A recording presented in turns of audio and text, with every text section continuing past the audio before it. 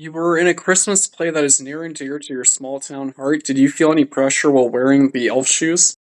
Okay, so we're gonna talk about mistletoes and tales. We're gonna talk about the Tom 10 Christmas. So the only pressure I felt in those Tom 10 shoes was the same pressure I feel whenever I'm voice acting, which is how can I make the character feel as real as possible? And that is something I try to bring to all the voice acting I do, regardless of its narration, character work, stuff for project authenticity. I've said it before early in this. If you're not feeling it in the booth, the characters aren't going to feel it. And quite frankly, every time I step in front of a microphone to do something like a Phil Woods Reginald Rescue or any voiceover opportunity I have, it's one of the most amazing experiences you get to live, because in voice work, you can do anything you want.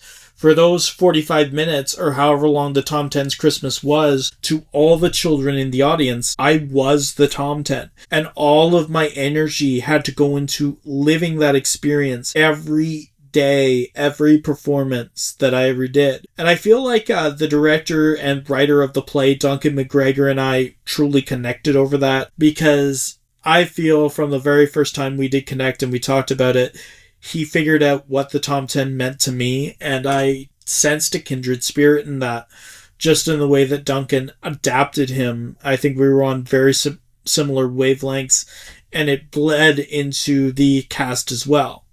The other pressure I felt was if I ever felt like I ever physically could not be the Tom 10.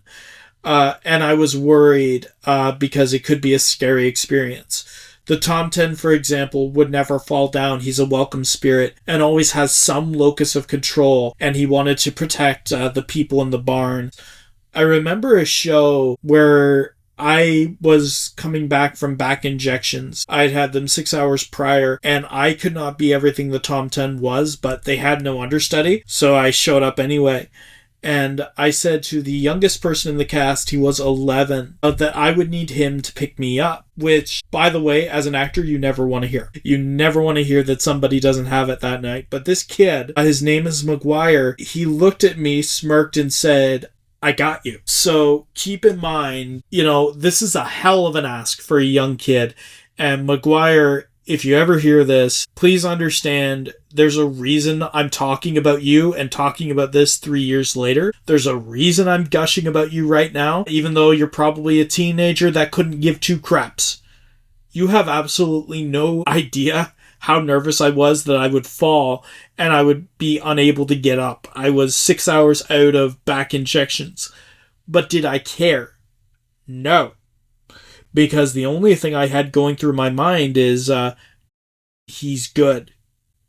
No matter what the director was worried about, he's good. It was the best performance you had ever given, and you kept it for the rest of the run, which is even more inspiring because it infected everyone around you. Everybody picked up.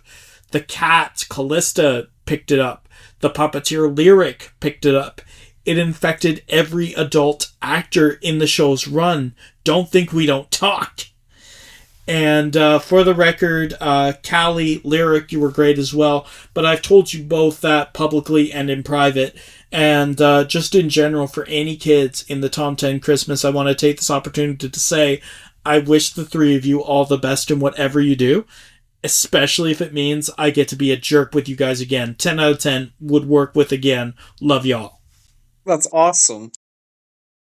Yeah, no, it was a wonderful cast, and I was so happy to be a part of it. The kids that I worked with, like 3 of them are in my top 3 or 4 favorite kids I've ever worked with as an actor, as a director of all time. They are 3 of the best, and I hope whatever they decide to do, they can do, because they were wonderful in that role, and they're still wonderful to this day.